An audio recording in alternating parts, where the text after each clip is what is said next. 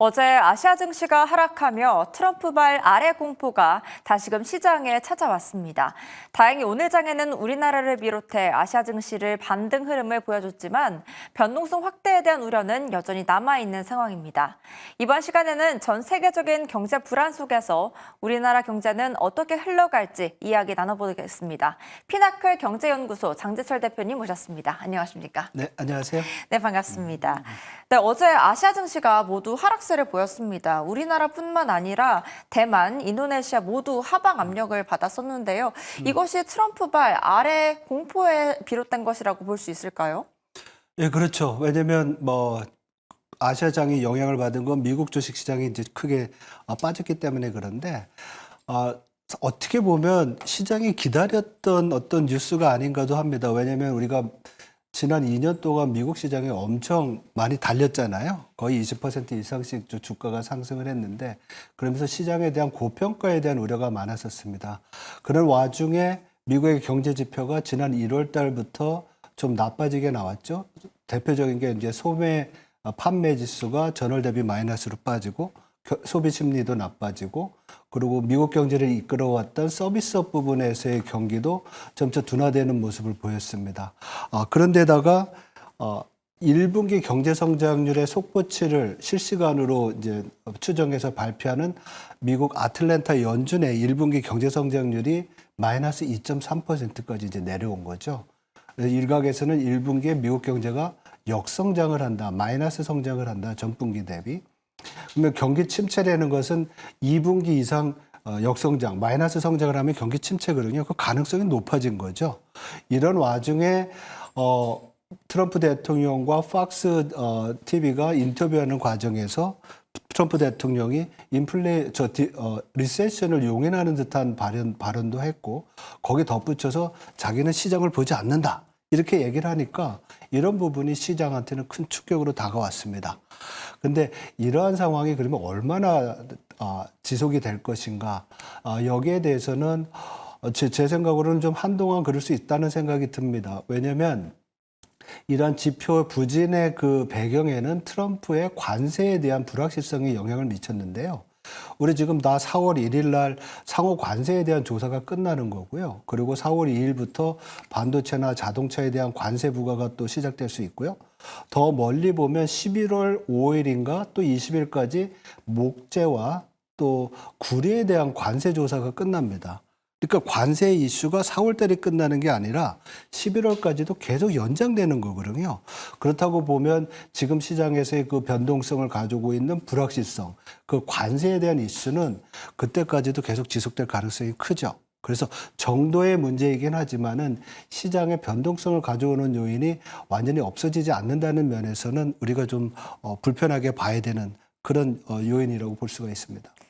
네, 아까도 말씀을 해주셨지만 리세션을 아예 부정을 하지 않는 듯한 발언을 보여주면서 시장에 충격을 주기도 했고요. 미국을 부강하게 만든다는 목표하에 이러한 관세 정책을 내비치고 있습니다. 그렇다면 언젠가 부강하게 다시 미국을 만든다고 해도 결국 중단기적으로는 미국 자국민들에게도 피해로 돌아가는 것 아닌지 이런 생각이 좀 드는데요.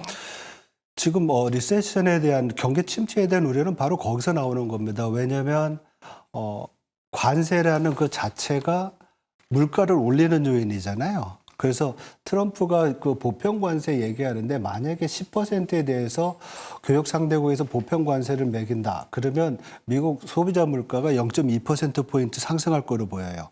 그리고 캐나다와 멕시코에 대해서 25% 관세를 매기고 중국에 대해서 10%, 또 추가적으로 10% 관세를 매긴다고 하면 물가 상승률이 0.5에서 0.8%포인트까지 올라가는 거예요. 그러면 지금 소비자 물가 상승률 3%대인데 이게 거의 4%까지도 갈 수 있는 거죠. 그렇게 되면 이게 왜 문제냐면 물가가 올라가면 우리가 소득이 안 올라가는 데서 물가가 올라가면 우리가 살 수 있는 그 능력, 구매력이 약화되는 거예요. 그러면 구매력이 약화되면 소비를 줄이게 되고 미국 경제의 70% 정도를 차지하는 소비가 위축이 되면 경제 성장이 둔화되잖아요.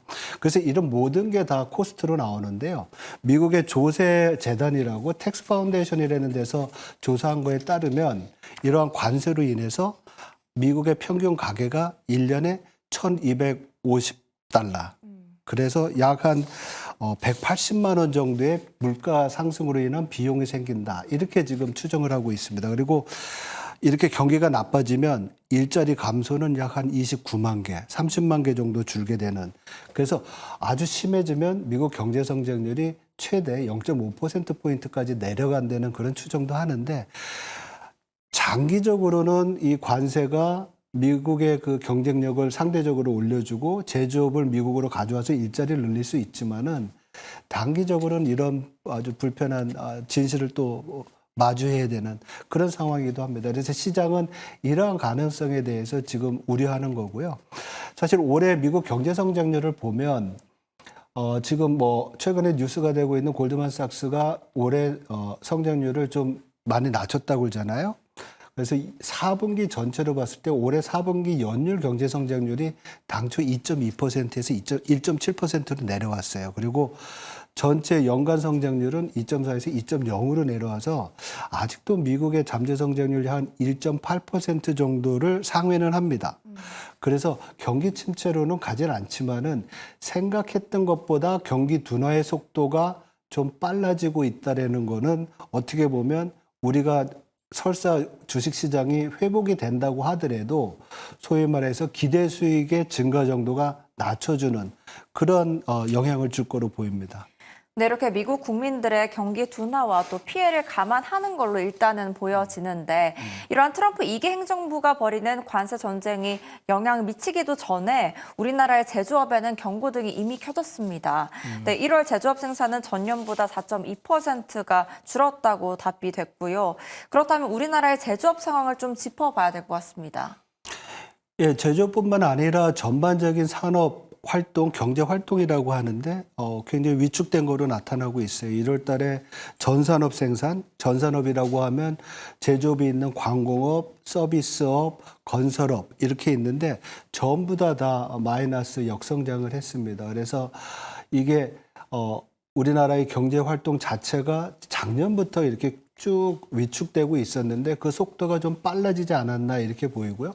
여기에 더해서 생산 부분뿐만이 아니라 소비도 더 감소한 거로 나타났어요. 소비도 나쁘고, 그리고 이제 서비스 부분도 중요한데, 이제 서비스 부분이 고용이 많이 창출되는 부분인데, 이런 부분도 지금 전월 대비로 봤을 때는 약 한 0.8% 둔화돼서, 상당히 생각보다는 올해 시작이 그렇게 좋지는 않은 상황이다. 그래서 이 모든 경제 상황을 나타내주는 지표가 있습니다. 통계청이 매월 발표하는데, 경기에 대한 경기 순환에 대한 지표가 있는데 동행지수 순환 변동치, 현재의 경기가 과거의 추세 대비 얼마만큼 좋은지 나쁜지 알려주는 지수가 있고요. 또 선행지수 순환 변동치라고 해서 앞으로의 그 우리 경기가 장기 추세로부터 얼마큼 좋을지 나쁠지를 보여주는데 이 두 개 다 크게 떨어졌어요. 그래서 지금의 경기 상황뿐만 아니라 앞으로 6개월, 9개월 후에도 경기도 지금 생각했던 것보다 위축 정도가 좀 빠르다 이렇게 볼 수 있고요.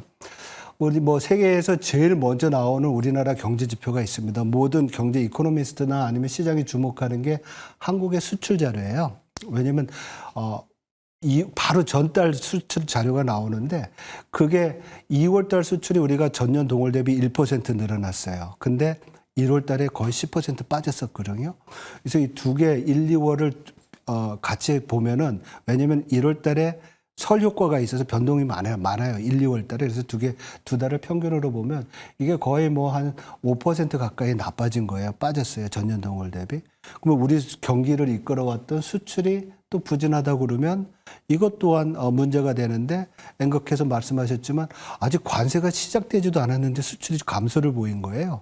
더군다나 2월 달에는 우리의 주력 수출 품목인 반도체가 전년 동월 대비 마이너스 3% 감소한 거예요. 그래서 이러한 부분들이 지금 우리 경기를 좀 더 우울하게 보여주는 그런 포인트라고 볼 수가 있습니다. 네, 이렇게 소비, 서비스, 그리고 투자 모두 지금 좀 약화되고 있는 추세를 보이고 있는데 그렇다면 트럼프발 관세 정책이 영향을 미치게 된다면 오히려 더 악화될 수 있겠는데요. 그렇다면 우리는 경제 활력 제고를 위해서 어떤 방안들이 좀 필요할까요? 예, 단기적으로는 지금 말씀드렸지만 현재 경제 상황이 생각보다 나쁘니까 경기 부양책이 필요하겠죠. 그래서 한국은행은 추가적인 금리 인하가 필요할 것 같고요. 그리고 지금 정치권에서 논의되고 있는 추경도 좀 편성이 필요합니다. 그렇지만 제가 볼 때는 통화정책과 재정정책의 그 시간이 좀 달라져야 될 것 같아요. 그래서 상반기 중에는 통화정책, 하반기에는 재정정책으로 경기 활성화를 하고 더 중요한 것은 지금 모든 나라들이 산업정책을 해요. 미국 같은 경우에는 제조업을 미국으로 불러들이려고 하고 중국은 지금 AI나 또 신산업에 대한 투자를 많이 하잖아요. 우리나라도 이런 부분에 대한 정부의 아주 적극적인 투자와 또 지원이 있어야 될 것 같습니다. 그래야지만 우리 줄어들고 있는 성장 잠재력을 또 높일 수 있고요. 그래서 장단기로 나눠봤을 때 이러한 부분들이 필요하다고 볼 수가 있습니다. 네, 이렇게 트럼프발 경기 둔화에 대한 공포와 또 우리나라에 대한 영향까지 한번 짚어봤습니다. 오늘 말씀 감사합니다. 네, 고맙습니다.